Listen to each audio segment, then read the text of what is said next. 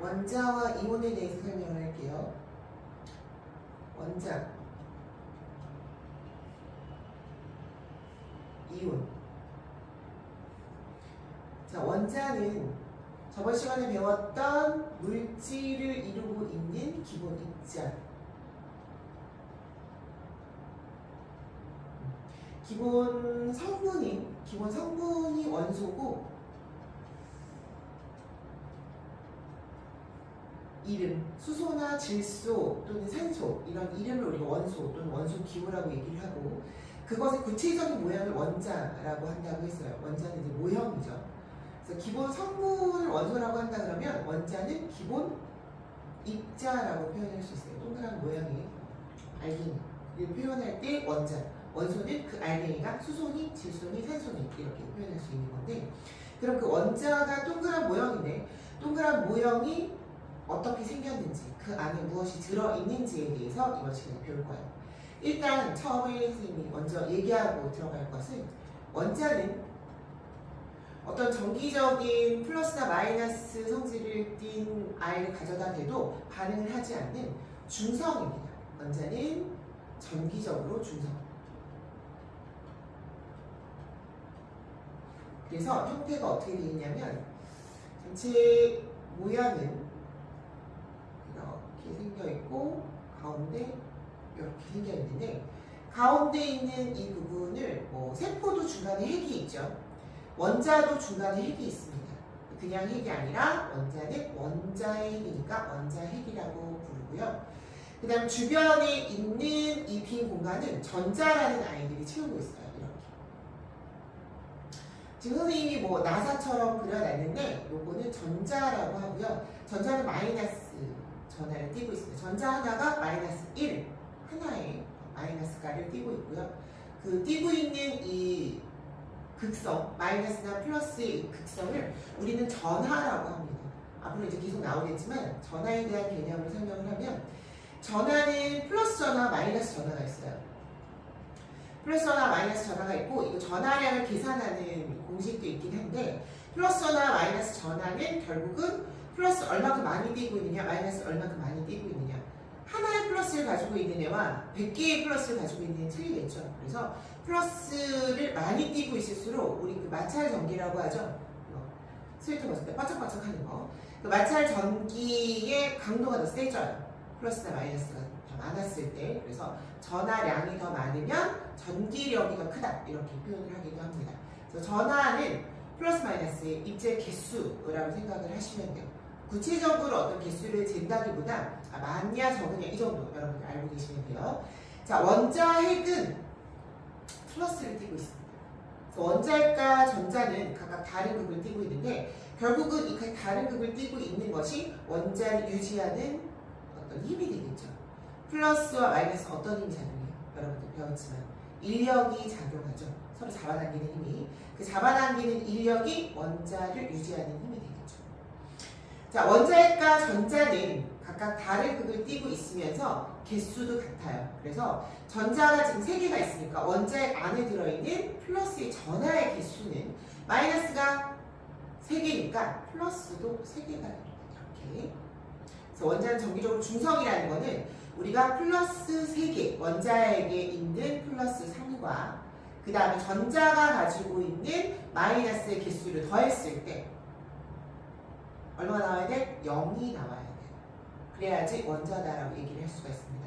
그래서 이 원자는 플러스나 마이너스가 주변에서 유혹을 해도 절대로 움직이지 않는 정기적으로 중성으로 만들어져 있습니다. 정기적으로 중성이다. 기억을 해주시면 되고요. 그러면 오늘 배울 이온은 어떤 애들이냐? 이 원자가 어떠한 이유 때문에 전자를 잃거나 얻게 돼요. 전자를 잃거나 얻게 되는 이유는 본인이 편하려고 하는 거거든요. 이건 약간 이제 문학적으로 얘기를 하는 건데, 평형이라는 개념이 있어요. 그래서 물질이 불안정한 상태에서 있는 것보다는 안정한 상태로 가려는 성질이 있습니다. 안정한 상태로 가려고 하다가 보면은 이온이 되려는 애들이 있습니다. 모든 애들이 그런 건 아니지만 이온이 되어서 안정화되는 애들이 있어요. 오늘 시간에 배울 애들은 선생님 4가지를 가르쳐 줄 건데, 이런 아이와, 누군지 알아요? 그 다음 이런 아이와, 그 다음에 이런 아이와 일어나요. 네 가지를 배울 건데요. 아시는 분들도 있을 텐데 누구예요? 그렇죠. 나트륨이죠. 그다음 염소, 그다음에 마그네슘, 그다음에 저번 시간에 나왔었죠. 산소입니다. 이 네 가지 원소를 기본적으로 배울 거고요. 자, 원자에서 안정적인 상태로 되려고 하다 보니까 이온을 만들려고 이온이 잘 되는 아이들 4명의 원자를 4개의 원자를 선생님이 대표적으로 설명을 오늘 할 거고요. 그럼 이 중에 나트륨을 한번 설명을 해볼게요. 나트륨은 지금 나온 플러스 3은 아니고 이걸 살짝 지울게요.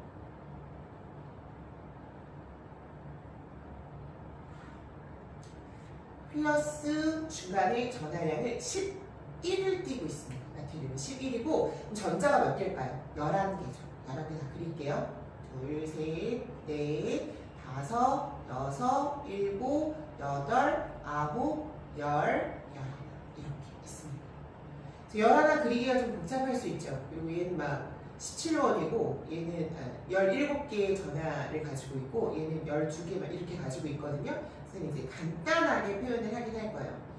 요 염소부터는 일단 나트륨은 원자의 형태에서 이온이 되는데 이온이 되는 형태를 가르쳐 줄게요. 이온이 될 때에는 안정적인 상태로 되기 위해서 뭔가 변화가 일어나는데 변화를 일으킬 수 있는 애 중에 두 후보가 누구예요? 원자일까 전자죠. 둘 중에 한 명이 변화를 일으킬 수 있어. 변화를 일으킬 수 있는 애는 누구냐면 바로 전자예요. 전자가 변화를 일으킬 수 있고 원자에는 변화를 일으킬 수가 없습니다. 왜 그러냐면 원자에는 필수되어 있어서 움직일 수 없어요. 이게 고정되어 있습니다. 일 수 없다고. 전자가 움직일 수 있어요. 그럼 움직일 수 있는 전자가 왔다 갔다 할 수 있다. 어디로 움직일 수 있냐면 이 원자의 바운드리 바깥으로 나갈 수도 있고 밖에 있던 전자가 또 들어오기도 해요. 이런 식으로 되면서 어떤 현상이 일어날까요? 아까 원자가 정기적으로 중성이었죠. 중성이었는데 전자가 하나만 빠져나간다고 한번 생각을 해보세요. 빠져나갔다. 그러면 11개에서 몇 개가 되는 거예요? 플러스 11에서 플러스 마이너스 12 전자가 10개가 된 거니까. 그쵸? 그럼 더하면 얼마예요? 플러스 1. 전체적으로 정기적으로 중성이 아니에요. 플러스 1가를 띄게 되죠. 그래서 정기적인 성질을 띄게 됩니다.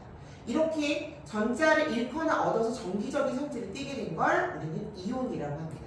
안정적이 되려고 하다 보니까 전하를 띄게 되는 거예요. 안정적이라는 개념은 이제 일단 뒤로 알고 계시고, 자, 원자가 어떻게 해서 이온을 만드는 거다? 전자를 어떻게 잃거나 또는 얻기도 해요. 얻어서. 자, 예를 들면 만약에 지금 나트륨이 전자 하나를 잃었잖아요. 바깥으로 나가서 이렇게 문제를 일으킬 수도 있고 이온으로, 또는 아니면 요거 그대로 있는데 나트륨의 예를 들지만 나트륨이 이렇게 하는 건 아니에요. 바깥에서 만약에 전자가 하나 더 들어왔어요. 들어오면 이 하나가 들어오고 그래서 11개에서 얘는 몇 번째야? 12번째가 되죠. 요번에는 플러스 11에 플러스 마이너스 12 전자가 마이너스 가니까요. 마이너스 12가 됩니다. 그럼 어떻게 돼요? 마이너스 1이 돼버리죠. 요번에는 어떻게 돼? 전체적으로 마이너스 1의 전하를 띠는 어떤 입자가 됩니다. 아까는 플러스 1의 전하를 띠는 애고 얘는 마이너스 1의 전하를 띠는 애들이에요. 그럼 플러스 1의 전하를 띠는 큰 입자가 되는 거고, 그 다음 마이너스 1의 전하를 띠는 큰 입자가 되는 거예요. 크다는 건 지금 그림에서 나온 걸 표현을 하는 거예요. 실제로 상당히 작죠. 자, 플러스 1을 띄게 되면 어떤 현상이 일어나요? 주변에 마이너스 입자들이 막 떠다녀요. 그럼 어떻게 돼? 얘랑 들러붙겠지. 무슨 힘에 의해서? 잡아당기는 인력에 의해서요. 그쵸? 그리고 마이너스 1이라는 애는 이 마이너스랑 어떻게 되겠어요? 서로 밀어내겠죠. 얘는 밀려나갈 거예요. 바깥쪽으로 밀려나갈 거예요. 같은 극끼리는 밀어내는 무슨 힘에 의해서? 청력에 의해서. 알겠죠? 다른 극끼리 잡아당기는 인력에 의해서 또는 청력에 의해서. 요건 이제 전기력, 플러스 마이너스 사이에서 작용하는 전기력이라는 건데, 전기력에 의해서 달라붙기도 하고 멀어지기도 하는 이런 힘을 받게 됩니다. 전하를 띄는 순간. 아까 원자는 정기적으로 중성이기 때문에 전기력을 받지 않았었죠. 그쵸? 그냥 자체적으로 원자핵과 전자 사이에서 플러스 마이너스 힘이 있는 거지 바깥에 있는 원자와는 작용하지 않았었어요. 근데 이온이 만약에 된다 하면 이런 식으로 전자를 얻거나 잃어서 이온이 된다고 하면은 전기력에 영향을 받아서 인력이나 청력으로 잡아당겨지거나 멀어지거나 하는 힘을 받게 됩니다. 알겠죠? 그래서 이 나트륨의 예를 들었는데 그러면 나트륨과 염소, 마그네슘, 산소를 각각 한번 알아보도록 할게요.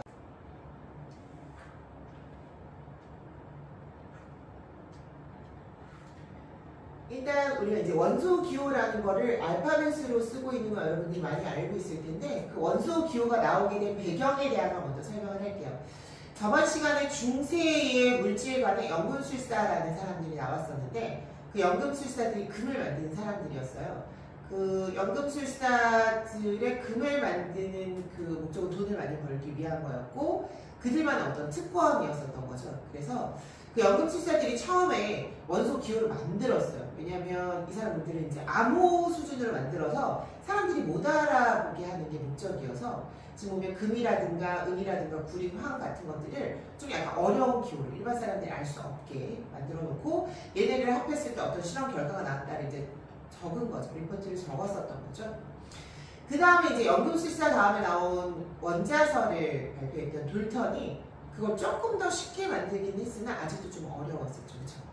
그 다음에 베르셀리우스라는 사람이 원소 기호를 완전히 만들게 됩니다. 라틴어라든가 이제 영어 그리고 그리스어로 된 말로 해서 지금 현재 원소 기호로 쓰여지고 있고요. 그거 우리가 그대로 쓰고 있습니다. 이제 원소 기호 중에 약간 영어식 표현이 있고 라틴어식 표현이 있어서 조금 다른 것들은 있는데 대부분 이제 일반적으로 다 아는 걸 쓰기 때문에 그런 거 있죠, 여러분. 나트륨을 소듐이라고 한다든가 칼륨을 포타슘이라고 하는 거 그런 것들은 여러분들이 이제 참고로 알아두시면 좋을 것 같아요. 자, 여기 보면 여러 가지 원소 기호가 나와 있는데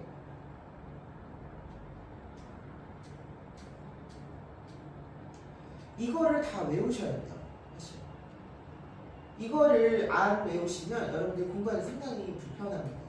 이게 바로 이번 시간 선생님이 너희한테 여러분들한테 해주고 싶은 가장 큰 선물이라고 할까요? 이 테스트 암기를 여러분들이 어려워하는데 선생님이 이거를 어떤 식으로 할 거냐면 원소 기호를 지워야 돼요. 이렇게 지우고 여러분들이 원소 기호를 한번 써보셔야 됩니다. 지금 선생님이 이거 하기 전에 먼저 화면이 멈춰 있었죠? 이 화면을 정지를 시켜 놓은 다음에 원소 기호를 다 외우세요. 외운 다음에 테스트를 보는 거예요. 이 화면 그 자체로. 보는 방법은 그냥 빈 종이 놓고 수소가 뭔지, 수소가 H 이렇게 쓰시는 거죠. 수소 H 쓰고 헬륨 HE 이런 식으로 쭉 써서 지금 몇 문제냐면 7개씩 21문제거든요. 21문제를 다 외울 때까지 계속 테스트를 보는 겁니다. 선생님은 지금 이거를 지워놓을 거예요. 지워놓고 이 화면을 그대로 놓은 상태에서 여러분들이 계속 테스트를 다 맞을 때까지 보세요. 이 원소 기호는 뭐 다른 선생님들도 마찬가지로 얘기를 하겠지만 지금 외워놓지 않아도 나중에 어차피 외우게 되는 겁니다. 어차피. 그래서 일찍 외울수록 이득이에요. 미리 외우신 분들은 더 잘하신 거고요. 어차피 외워야 될 거니까 유튜브를 보면서 같이 테스트를 보시면 좋을 것 같아요. 다 만약에 테스트를 계속 보고 여러분들이 한번 다 봤다. 한 바닥을 다 썼어. 수소 H, 헬륨 H, 산소 O 이런 식으로 다 썼단 말이야. 21문제까지 어쨌든 썼어요. 또는 21문제 다 못 썼어. 근데 몇 개를 기억이 안 나. 걔네들을 블랭크로 남겨놓고 그 다음에 이제 선생님의 답을 보실 거예요. 이걸 이제 여러 번 반복을 하세요. 반복을 하시면 돼요. 그래서 자, 답을 선생님이 이렇게 열어줄 거예요. 알겠죠? 그럼 답을 맞추세요. 그리고 지금 요 바로 몇 분 전하고 지금까지를 계속 반복을 하면서 원소 기호를 다 외우시면 돼요. 알겠죠? 한 번만 더 하면 선생님이 반복 한 번만 더 할게요. 이런 식이죠. 테스트를 선생님 다 지워줄 거고 여러분들은 빈 종이에다가 1번부터 21번이라고 쓰세요. 그냥 번호 쓰시고 그대로 차례대로 쓰시면 되고 수소, 염소, 나트륨 이렇게 돌아가셔도 좋고 수소, 헬륨 해서 이렇게 돌아가셔도 좋습니다.